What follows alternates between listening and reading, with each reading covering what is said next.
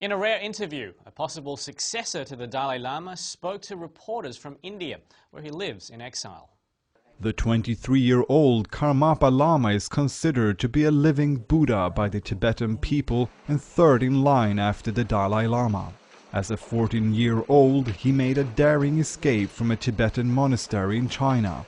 He crossed the Himalayas by foot and horseback to India. He now lives in the Indian town of Dharamsala, the base of Tibetan exiles.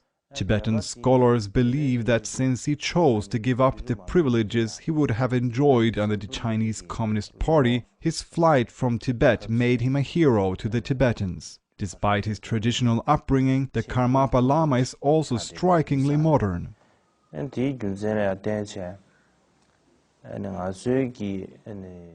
Tibet has for a long time remained isolated by itself, and it has developed over many generations its own way of thinking and living, which is pretty much outdated.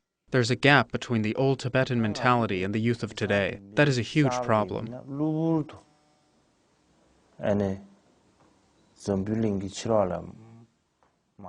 Despite his classical Tibetan education, Karmapa says he has an iPod, a PlayStation, and he enjoys Indiana Jones movies.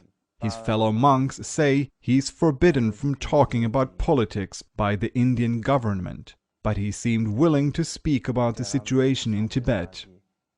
We are under a huge power, under the suppression of a huge power, and the suppression is so extreme that sometimes we have no rights, no liberty to breathe in and out. Before he dies, the Dalai Lama by tradition will inform monks of his new reincarnation and they will seek the child Lama.